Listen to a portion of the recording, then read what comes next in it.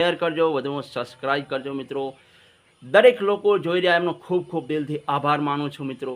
પણ મિત્રો video subscribe નહીં કરતા, અમારી ચેનલને સબસ્ક્રાઈબ મિત્રો કરજો। જો આવી ધગધગતી ગરમી 45 ડિગ્રીમાં ગરમીમાં અમે અલગ અલગ સિટીમાં જઈ વિડીયો બનાવ્યા છે, લોકો સુધી અભિપ્રાય લીધો છે, અને એ અભિપ્રાયના લીધે તમને અમે વિડીયોના માધ્યમથી સમજાવી રહ્યા છીએ કે આને આટલા વોટ મળશે, આને કોંગ્રેસ કે ભાજપને આટલું। તો મિત્રો તમે સબસ્ક્રાઈબથી જરૂર કરજો મિત્રો। સબસ્ક્રાઈબ નથી કરતા મિત્રો તો મિત્રો જે મિત્રો જોઈ રહ્યા છે એમને નમ્ર અપીલ કરું છું કે સબસ્ક્રાઈબથી કરી જરૂર કરજો। તો મિત્રો આજે વાત આપણે કરવાના છે બનાસકાંઠાની, કે બનાસકાંઠાની આવતીકાલે જે રિઝલ્ટ છે એમાં કોની જીત થઈ શકે, કોની હાર થઈ શકે છે મિત્રો।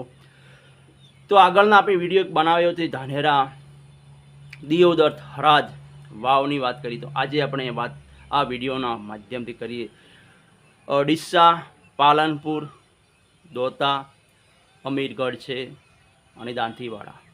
મિત્રો અમારો લાઈવ વિડીયો તમે જોઈ શકો છો અંદર અમારી યુટ્યુબ ચેનલમાં। દરેક સિટીના આપણે લાઈવ વિડીયો બનાવ્યા છે મિત્રો। પહેલાં વાત કરીએ ડીસા, તો ડીસામાં મિત્રો માળી સમાજ વધારે છે, ઠાકોર પણ, ક્ષત્રિય ઠાકોરો પણ છે મિત્રો, દેસાઈ સમાજ છે। તો દેસાઈ સમાજની વાત કરીએ, દેસાઈ સમાજમાં કોંગ્રેસમાં વોટ પડ્યા છે, ઠીક કદાચ 40-30% ભાજપમાં કદાચ ગયા હશે। માળી સમાજ ભાજપમાં છે, દર ફેરે ભાજપમાં વોટ કરતા આવ્યા છે।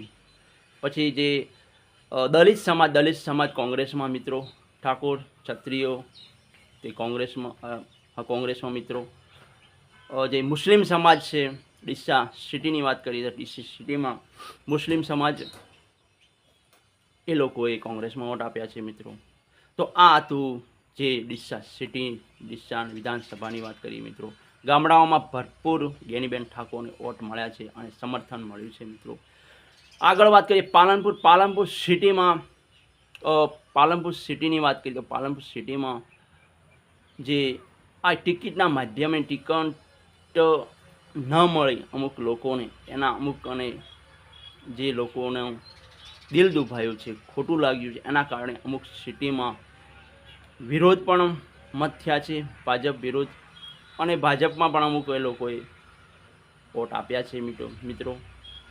તો મુસ્લિમ સમાજ છે, જે પાટીદાર સમાજ છે, પટેલો છે, જે પાટીદાર સમાજ જે છે એમણે ભાજપમાં વોટ કર્યા મિત્રો। અને અહીંયા એટલો બધો ચૌધરી પટેલમાં વિરોધ નહોતો, જે થરાદમાં એટલો વિરોધ, જે ટિકિટનો એટલો બધો વિરોધ નહોતો મિત્રો। આગળ આપી વિડીયો બનાવ્યો છે। તો મિત્રો મુસ્લિમ સમાજ એ કોંગ્રેસમાં, જે દેસાઈ સમાજ છે ભાજપ જે કોંગ્રેસમાં, અને જે ઠાકોર ક્ષત્રિયો છે, જે રાજપૂતો છે તે પણ કોંગ્રેસમાં વોટ પડ્યા છે મિત્રો। આગળ વાત કરીએ દાંતાની મિત્રો, તો દાંતામાં મિત્રો ક્ષત્રિય ઠાકોરોના વોટ વધુમાં વધુ છે। જે એસટી આવે છે, આદિવાસીના 1,30,000 છે મિત્રો, એ પણ કોંગ્રેસમાં વોટ પડ્યા છે મિત્રો। જે અમુક જે ચૌધરી પટેલો છે કદાચ એ પણ ભાજપમાં ગયા છે। પછી અંબાજી સિટીની વાત કરીએ, અંબાજી સિટીમાં ભાજપના વોટ બધા પડ્યા છે મિત્રો। પછી જે મુસ્લિમ સમાજ છે, મુસ્લિમ કોંગ્રેસમાં મિત્રો। તો આગળ વાત કરીએ અમીરગઢ, ઇકમાલગઢ, ત્યાં ક્ષત્રિય ઠાકોરનું પ્રભુત્વ વધારે છે મિત્રો, ત્યાં પણ બધા કોંગ્રેસમાં પડ્યા છે મિત્રો। તો મિત્રો દાંતીવાડાની વાત કરીએ, દાંતીવાડાનો આપણે પણ વિડીયો બનાવ્યો હતો મિત્રો, લોકો સાથે અભિપ્રાય લીધો। તો દાંતીવાડામાં ક્ષત્રિય ઠાકોરોનો સંખ્યા વધારે છે, ત્યાં માહોલ પણ કોંગ્રેસમાં સારામાં સારો હતો મિત્રો। ઠીક પછી કોઈ સિટીમાં, કોઈ આ ચૌધરી પટેલમાં, કોઈ એમને પણ ભાજપમાં વોટ કર્યા છે મિત્રો। અને જે દલિત છે, મુસ્લિમ સમાજ છે, એ પણ કોંગ્રેસમાં જ વોટ એ લોકોએ આપ્યા છે મિત્રો। તો આ બધું જે દાંતા, અંબાજી, જે પાલનપુર, ડીસા, અમીરગઢની વાત કરીએ મિત્રો વધુમાં વધુ શેર કરજો મિત્રો, વધુમાં સબસ્ક્રાઈબ કરજો, અને કોમેન્ટ બોક્સમાં તમે પણ લખતા રહેજો કોની જીત થશે। હજી આપણે થોડી ચર્ચા કરીએ મિત્રો હું તો છેલ્લે કહેવાનો જ છું. તો મિત્રો હું એમ કહું છું એના આધારે કે જે આ જે બનાસકાંઠાની વાત કરી, કોઈ સિટી છે, કોઈ ગામડાઓની વિસ્તારની વાત કરી, તો જે ત્યાં ક્ષત્રિય ઠાકોરોની સંખ્યા વધારે છે આખા બનાસકાંઠામાં મિત્રો. એમનો રેકોર્ડ છે મિત્રો, એમની સંખ્યા બહુ છે. પછી દેસાઈ સમાજ છે, એ લોકો પણ કોંગ્રેસમાં દરેકે આપ્યા છે. ઠીક થોડા ઘણા 30-40% ગયા હશે, પણ લગભગ બધા કોંગ્રેસમાં ગયા છે. દલિત છે, મુસ્લિમ છે, આદિવાસી જે વિસ્તાર છે. તો મિત્રો એના આધારે એક્ઝિટ પોલના આધારે, સમીકરણોના આધારે, પત્રકારો જે કહી રહ્યા છે, લોકોની વાણી કહી રહી છે, લોકો કહી રહ્યા છે, લોકોને ગમે તેને તમે પૂછો કે બનાસકાંઠામાં કોની જીત થશે, તો જ્ઞાનીબેન ઠાકોરની જ વાત આવે છે મિત્રો. 32 બોલે, 32 ભગવાન હોય છે મિત્રો. જે એમની વાણી કહી રહી છે, વાણીમાં ભગવાનનો વાસો હોય છે મિત્રો. અને દરેક લોકોના મુખે એક જ વાત છે કે જ્ઞાનીબેન ઠાકોર બનાસકાંઠામાં જીતે. ઉપર લેવલે ભલે ભાજપ ભલે જીતે, મોદી સરકાર આવે, પણ અહીંયા બનાસકાંઠામાં જ્ઞાનીબેન ઠાકોર અવશ્ય 100% જીતે છે મિત્રો. હું પણ કહી રહ્યો છું કે જ્ઞાનીબેન ઠાકોર બનાસકાંઠામાં 100% જીતશે મિત્રો. પછી 4 તારીખ એમ મતલબ કે આવતીકાલ ખબર પડી જશે મિત્રો. આપણે કદાચ સાચા પડી, ખોટા પણ પડીએ મિત્રો. આ તો એક એક્ઝિટ પોલના આધારે મિત્રો કહી શકીએ મિત્રો. તમે કોમેન્ટ બોક્સમાં અવશ્ય લખજો મિત્રો. અને મિત્રો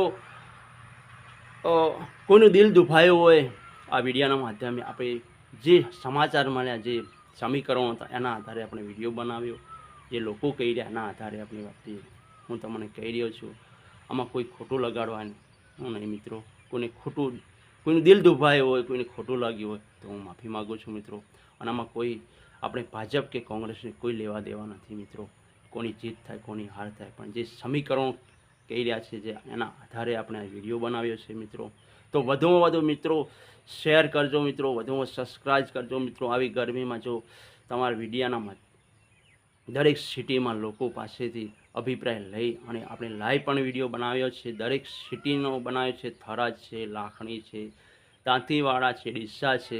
તે લાઈવ આપણી યુટ્યુબ ચેનલમાં, આપણી ચેનલમાં બનાવેલો છે, તમે જોઈ શકો છો મિત્રો. એના આધારે આપણે વિડીયો બનાવ્યા છે મિત્રો.